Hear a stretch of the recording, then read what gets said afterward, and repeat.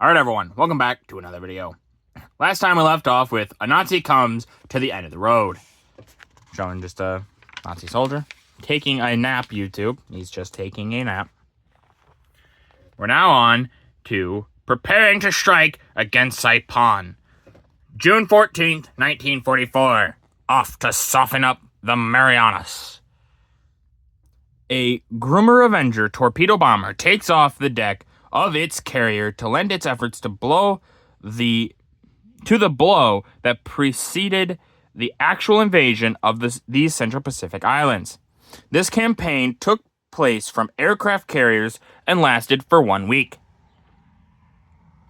Virtually all the enemy coastal and anti-aircraft batteries on this island were knocked out by bombing and shelling, which was on a larger scale than had yet been employed in the Pacific. Yeah, so you can see the Grummer right there. Grumman. My gosh. And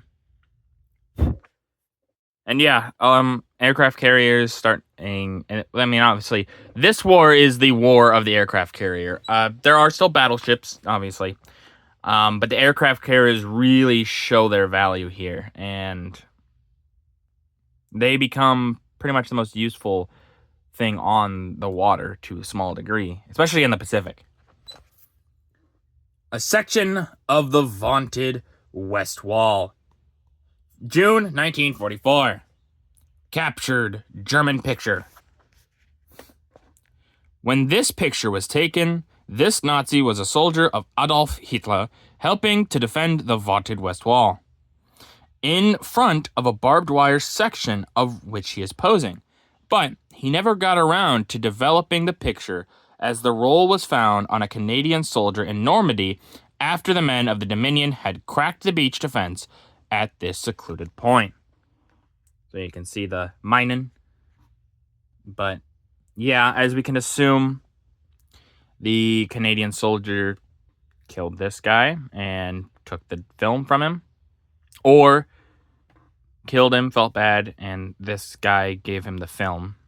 That was all he had. Who's to say? It's kind of sad, really, when you think about it. This man, even by the time this was developed, wasn't there. But it is interesting to see the big field there as they have mining.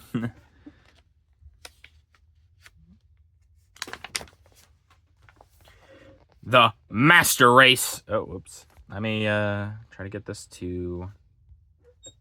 There we go. Oh, no. Gosh dang it. The master race meets up with its master. June 15th, 1944. Oh, boy. I am so sorry about the fuzziness. It doesn't seem to want to work. So I'm just going to have to hold it from the top here. Sorry about that. In the picture at the left, these youngsters, regulars in Hitler's vast army of the West Wall, look woefully at the photographer while they await entry into a prisoner of war camp on the English side of the channel. In the picture at the lower left, so this one right here, Nazi prisoners captured in the battle for France carry their wounded comrades to beach areas where landing craft sped them out to ships in the English Channel for treatment by Allied doctors. And the picture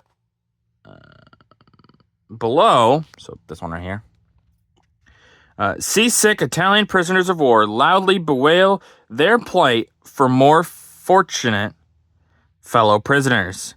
The group was captured on the French beachhead by Allied troops and were placed aboard the USS Texas for temporary safekeeping.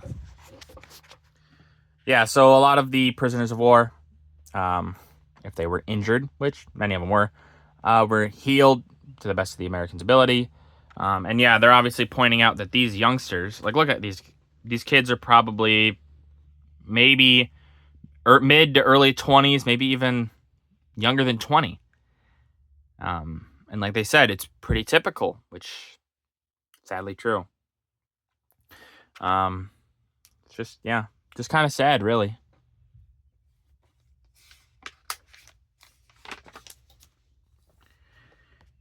England feels the fury of the flying bomb. June 15th, 1944, on its deadly mission. Somewhat belatedly, on June 15th, the Germans unleashed their secret weapon, which was supposed to disrupt the invasion. It looked like an undersized plane, but had no human being in it. Presumably, it was launched from catapults in the Calais area and traveled at high speed to England. See page 1118 for mechanical. I showed this before. It's the V8 bomb. I believe that's what that is. Not V8, V2 rocket. My bad. Don't know why I said V8. V2 bomb rocket. At the right, at the right. What? At the right of where? Who knows? At the right, one of the planes is shown diving down on an English city.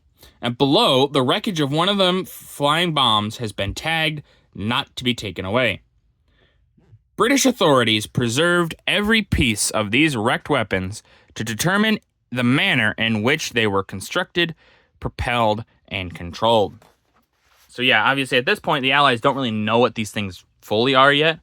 They have an idea, but this is one of those like super weapons, more or less, or wonder weapons that the Germans have. And it's not like the most crazy wonder weapon, but it is new. It's rocket technology that hadn't really been developed very much. And yeah, Hitler thought it would end the war. It doesn't, but if they had gotten it a little bit earlier, air power in Germany would be a little bit better. That's to be sure. The flying bomb brings grief to England. June 1944, a civilian casualty of this secret weapon. The picture shows the effect of one of the flying bombs that was dropped on England. The elderly man went for a walk while his wife was preparing dinner. A bomb came down when he was at the end of the road. He returned to find his wife deceased and his house a pile of rubble. At his feet lies his dog, the only thing to come out of the wreckage alive. We can see the poor old man. There's his dog. At least his dog's all right, but still, it's unfortunate that his wife didn't make it.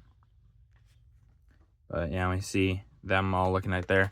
And yeah, these bombs are really useful. They're not necessarily... Right now, I don't think they have the ability to aim them very well. They have a general aiming, but not a perfect aiming.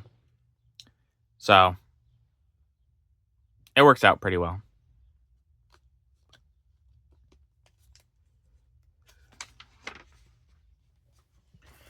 A new air monster hits Japan. June 15th, 1944.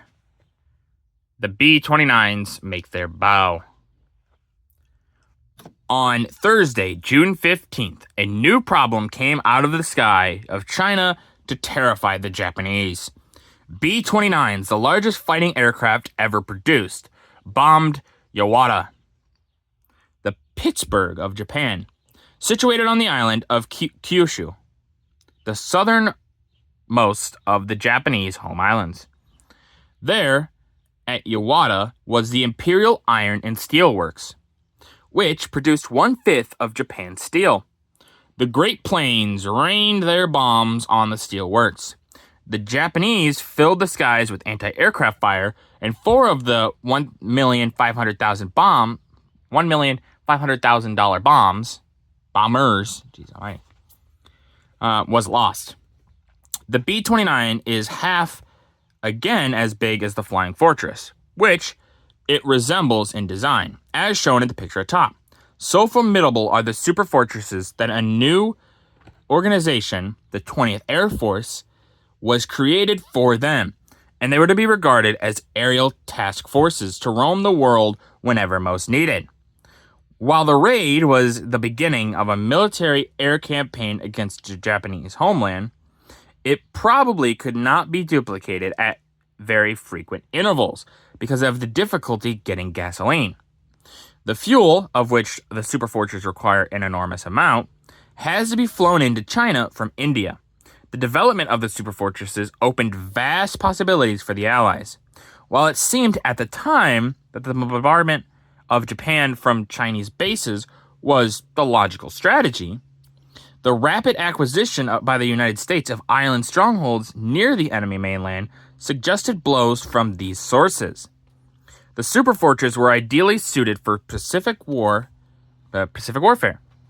In the picture below, the superfortresses are lined up at their airfield prior to taking off. And yeah, these things are mighty planes. They were the biggest built then, not now. We have way bigger planes now, but it's crazy to imagine, looking up in the sky and seeing one of these flying overhead and just the amount of bombs and everything that they rained on someone would be devastating. A superfortress in action. June 15th, 1944. A steel plant goes up in smoke. Great clouds of smoke rising from Showa Steelworks at Anshan, Manchuria, attest to the accuracy of bombs dropped by the superfortresses as they paid a visit to this industrial city on their way back to their base from the raid on Yawata. Flames from the steelworks shot 2,000 feet in the air, and from a distance of 60 miles, the fires could still be seen. So yeah, you can see right here all the flames and the smoke rising from that.